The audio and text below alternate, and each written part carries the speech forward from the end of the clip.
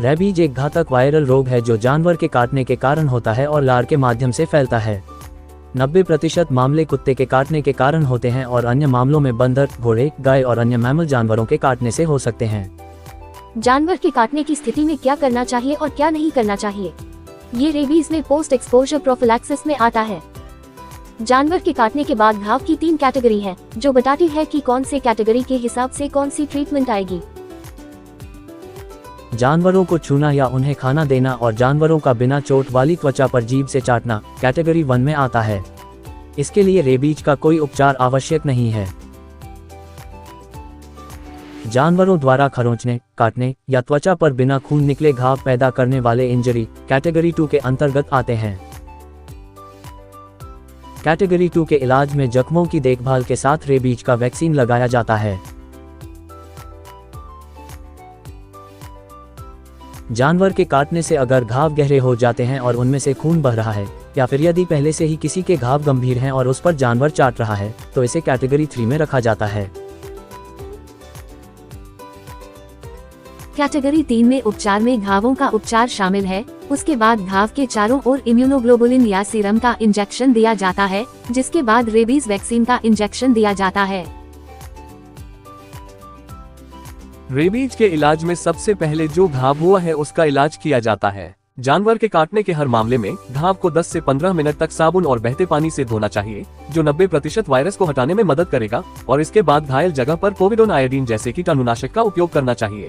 जानवर के काटने के हर मामले में घाव पर हल्दी, मिर्च पाउडर, नींबू, मिट्टी, नमक, पौधों का रस या तेल लगाने से बचना चाहिए।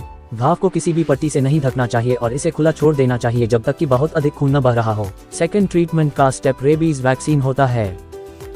जब किसी की रोग प्रतिकारक शक्ति ठीक होती है तो उसे रेबीज के 4 वैक्सीन दिए जाते हैं।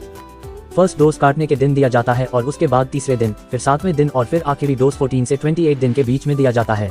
यदि व्यक्ति की इम्यूनिटी पर्याप्त नहीं है तो 5 डोज में रेबीज वैक्सीन दी जाती है। 0 डे जिस दिन एनिमल बाइट हुआ है, फिर 3rd day, 7th day, 14th day और 28th डे। ट्रीटमेंट का थर्ड स्टेप है रेबीज इम्यूनोग्लोबुलिन या रेबीज सीरम।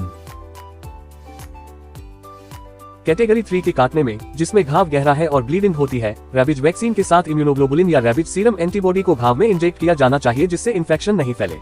यदि आवश्यक हो तो टेटनस वैक्सीन दी जानी चाहिए। अगर किसी को रेबीज का टीकाकरण हो जाने के बाद कोई पशु फिर से काट ले तो क्या करना चाहिए? यदि टीकाकरण के बाद 3 महीने के भीतर पशु काटता है तो केवल घाव का उपचार किया जाता है। यदि टीकाकरण के 3 महीने बाद पशु काटता है तो फिर घाव का उपचार और 0 दिन और 3rd दिन पर रेबीज वैक्सीन की कुल 2 डोज दी जाती हैं। इस कंडीशन में इम्यूनोग्लोबुलिन या एंटीबॉडी सीरम इंजेक्शन देने की जरूरत नहीं होती है। रेबीज से बचाव के लिए संपर्क से पहले दिया जाने वाला टीका प्री एक्सपोजर प्रोफिलैक्सिस कहलाता है। यह उन लोगों के लिए जरूरी हो सकता है जिन्हें रेबीज के ज्यादा जोखिम वाले क्षेत्रों में काम करना या यात्रा करनी होती है।